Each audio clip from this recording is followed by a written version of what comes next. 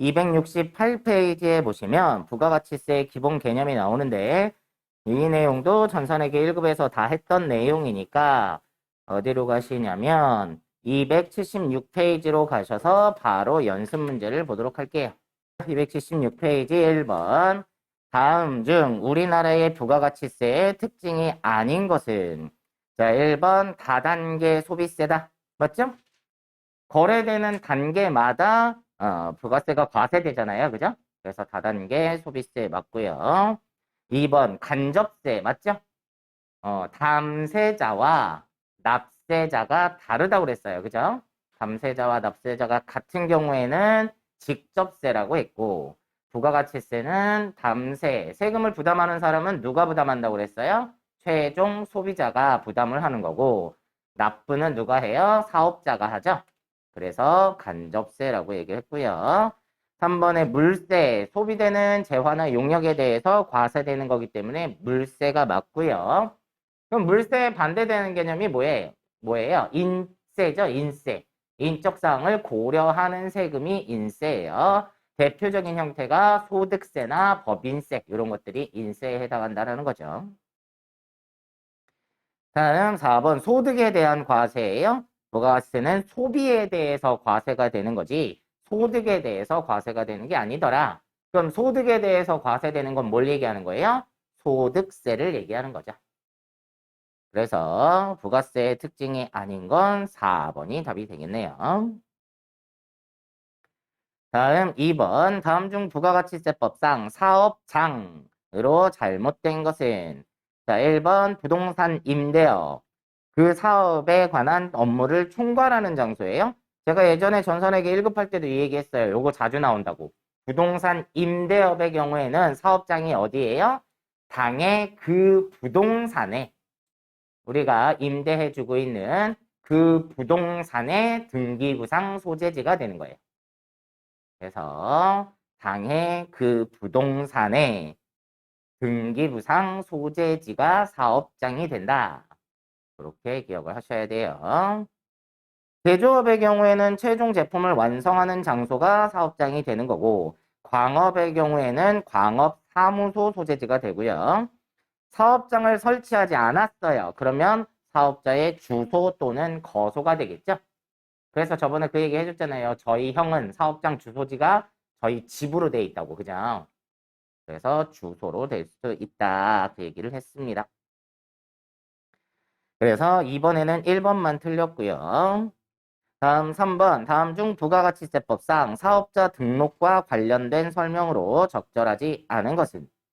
자, 1번 신규 사업자는 사업 개시일로부터 20일 이내에 사업자 등록을 해야 됩니다. 그 다음에 2번 사업자 등록은 반드시 사업장마다 하여야 한다? 사업장마다 하는 게 원칙이에요. 원칙인데 우리가 주사업장 총괄납부나 사업자 단위 과세 제도 같은 예외를 두고 있잖아요. 그죠? 예를 들면 사업자 단위 과세를 선택했다. 그러면 사업장은 하나만 신고해도 되는 거잖아요. 그죠? 그런 제도가 있었으니까 반드시 사업장마다 해야 된다라는 말은 틀렸다는 얘기죠. 다음 3번. 신규로 사업을 개시하려는 자는 사업 개시일 전이라도 사업자 등록을 할 수 있다. 그죠? 자, 우리가 준비하는 과정이 있을 수 있으니까 개시일 전에 미리 사업자 등록을 하고 사업자 등록증을 교부받아서 세금 계산서를 발급받아야 되잖아요. 나중에 매입세액을 공제받으려면.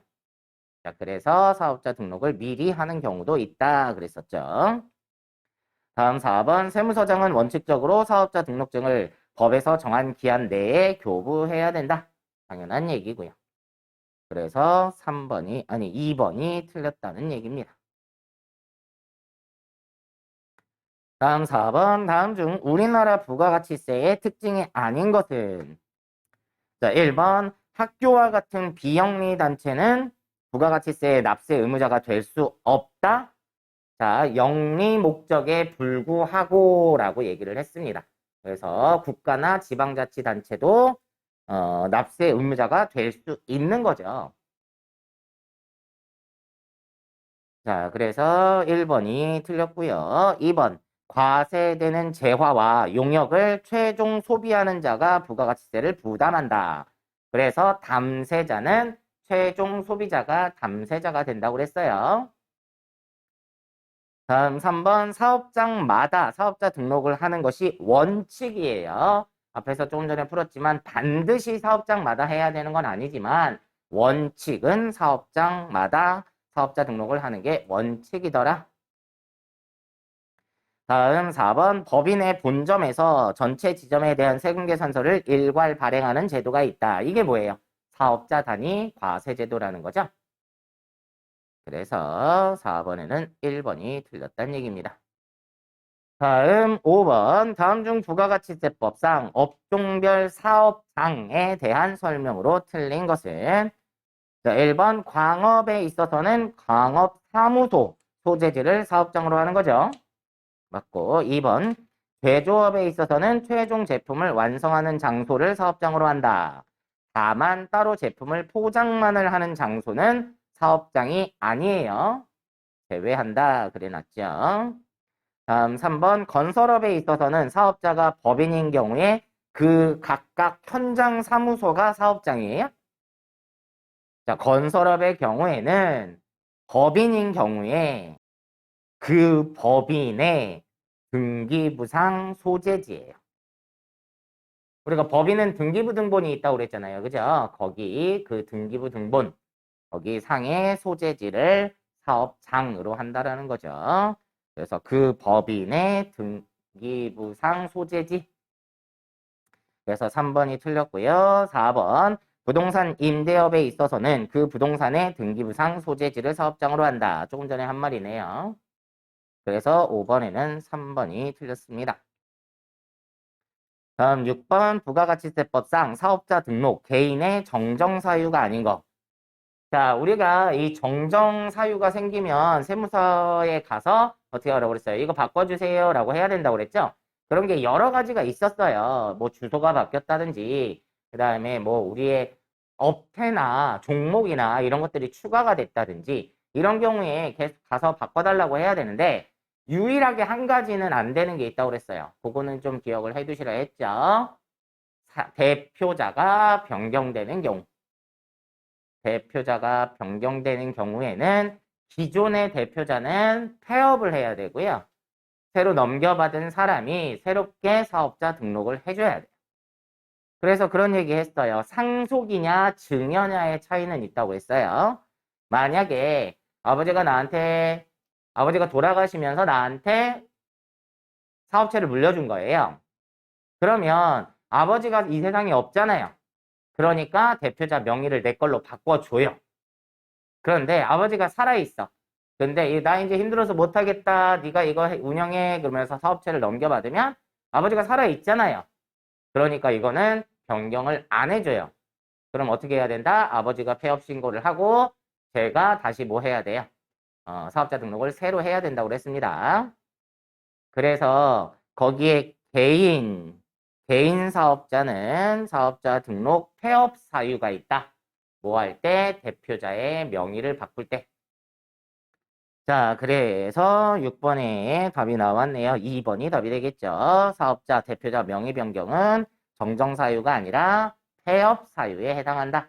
6번에 4번. 상속으로 인하여 사업자의 명의가 변경되는 때는 바꿔준다는 거예요. 정정해줘요. 다음 7번. 다음 중 부가가치세법상 사업자 등록과 관련된 설명 중 틀린 것은 자, 1번 사업자는 사업장마다 사업 개시일로부터 20일 이내 사업자 등록을 해야 된다. 맞죠? 2번 신규로 사업을 시작하려는 자는 사업 개시일 전이라도 사업자 등록을 할 수 있다. 맞죠? 3번 사업자 등록의 신청을 받은 관할 세무서장은 신청일로부터 3일 이내에 사업자 등록증을 신청자에게 발급하는 것이 원칙이다. 맞습니다. 다음 4번. 상속으로 인하여 사업자의 명의가 변경되는 때는 폐업을 하고 신규로 사업자 등록을 해야 한다? 아니죠. 정정사유에 해당한다고 그랬죠. 그래서 7번에 4번이 틀렸다는 얘기입니다.